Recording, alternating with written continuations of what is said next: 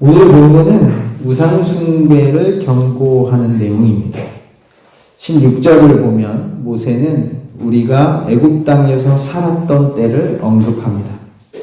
우리가 애굽 땅에서 살았던 것과 그리고 이어서 여러 나라를 통과한 것을 너희가 안다고 말하죠. 이 말은 이스라엘 백성들이 애굽에서 나온 이후 요단 동쪽의 민족들과 치른 전투를 말합니다. 중요한 것은 그 과정에서 이스라엘 백성들은 이방 민족들만을 본 것이 아니라 모두 보았다는 것입니까? 그들이 섬기는 신들도 봤다는 것입니다. 너희가 또 그들 중에 있는 가증한 것과 목석과 은금의 우상을 보았느니라. 그리고 모세는 바로 이것을 염려하죠.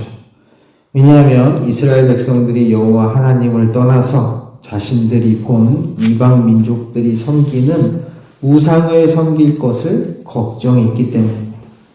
너희 중에 남자나 여자나 가족이나 집하나 오늘 그 마음이 우리 하나님 여호와를 떠나서 그 모든 민족의 신들에게 가서 섬길까 염려하며, 그리고 사실 이는 괜한 걱정이 아니죠. 왜냐하면 여기까지 오는 동안에도 이미 이스라엘 백성들은 이방 민족들이 믿는 신을 섬겼기 때문입니다. 출애굽기 32장 4절을 보면 아론은 이스라엘 백성들이 가져온 금으로 송아지 형상을 만들었습니다. 아론이 그들의 손에서 금고리를 받아 부어서 조각칼로 새겨 송아지 형상을 만든, 그리고는 그 송아지가 이스라엘 백성들을 여기까지 인도한 신이라고 선언합니다. 이스라엘아, 이는 너희를 애굽 땅에서 인도하여 낸 너희의 신이로다. 그리고는 그 앞에 제물을 드리고 제사를 드렸습니다. 중요한 것은 그들이 왜 우상을 만들었는가 하는 것이죠. 이미 다 나눴지만 이때 왜 우상을 만들었냐면 모세가 안 보였기 때문이에요. 시내산에 올라간 모세가 아무리 기다려도 안 내려오니까. 그런데 사실 모세가 없어진 시간은 며칠이죠? 40일밖에 안 돼요. 결국 40일 동안 모세가 없어져서 그 40일을 못 참고 신을 만든 거예요. 그들은 자신들을 여기까지 인도한 모세가 사라지자 불안해졌어. 그래서 모세를 대신할 무언가를 요구했죠.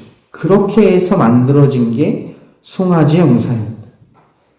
근데 이런 생각 해보셨어요? 왜 송아지일까?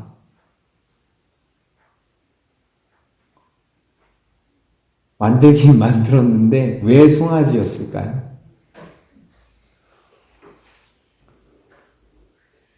그 애굽에서 본 거예요.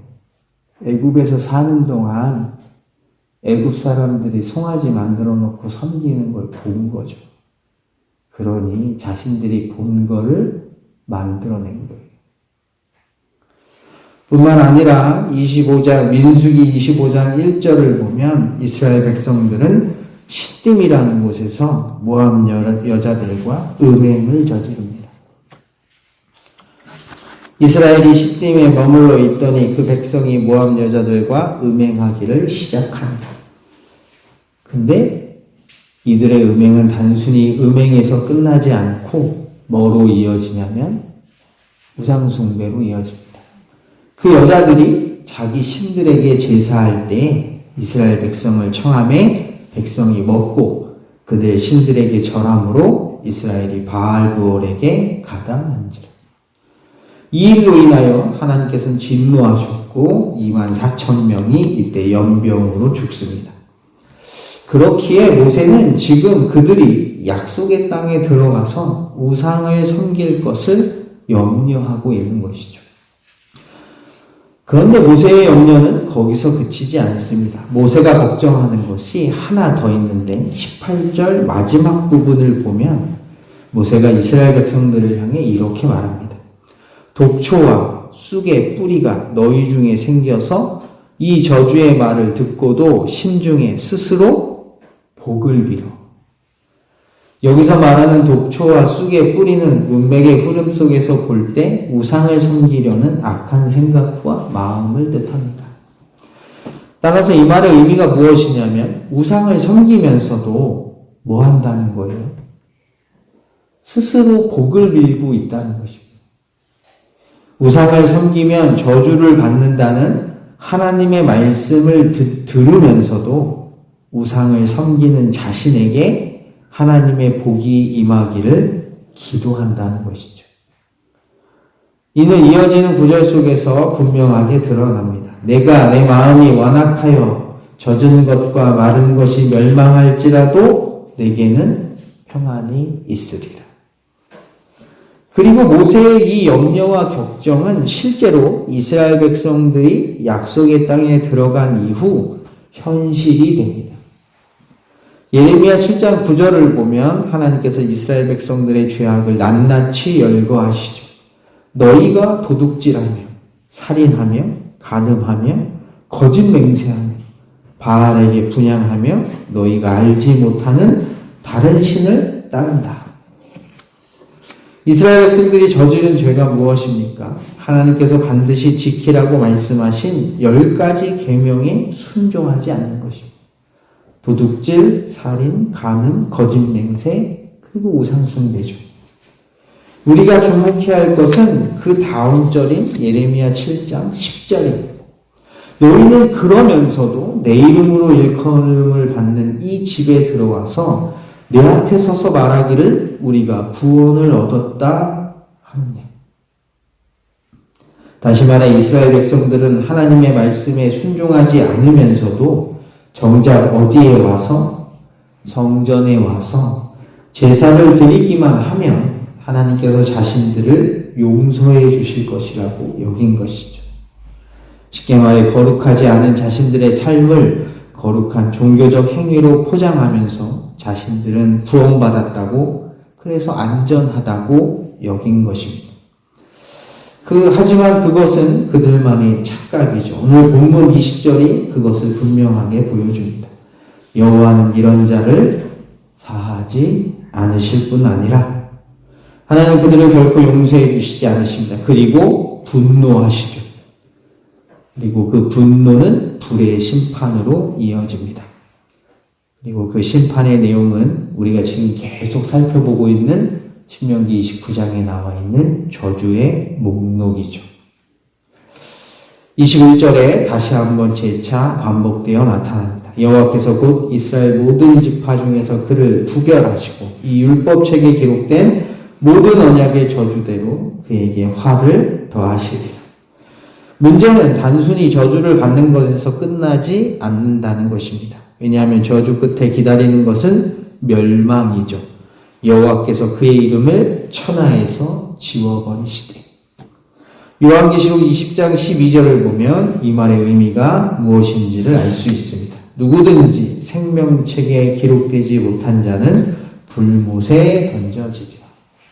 이런 자를 하나님은, 다시 말해 우상을 섬기는 자를 하나님은 결코 용서하지 않으십니다.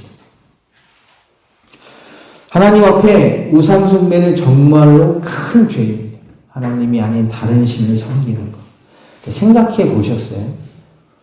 왜 우상을 섬기면 심판받아 죽을까요?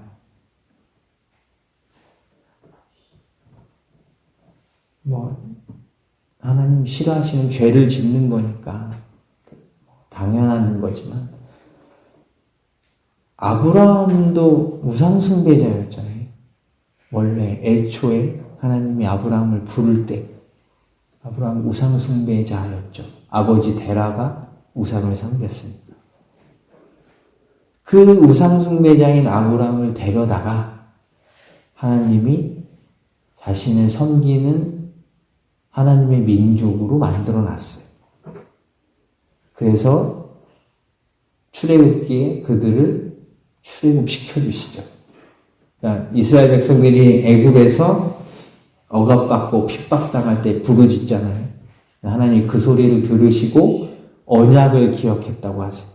그게 아브라함에게 하신 약속이에요. 내가 너를 내 백성으로 삼고 너의 하나님이 되겠다.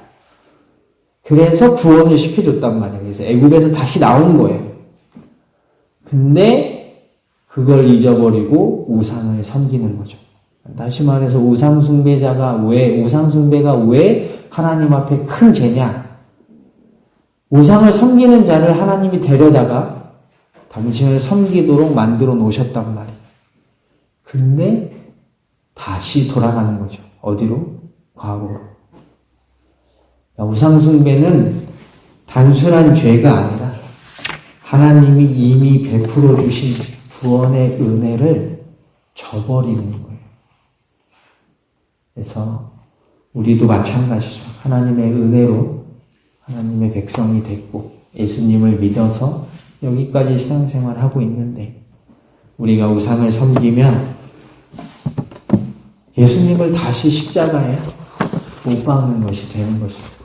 그러니 하나님이 가장 싫어하시는 것이죠. 이 사실을 꼭 기억하셔서 우리는 우리가 우상숭배의 죄를 범할 때 우리가 범하는 우상숭배는 이런 거예요.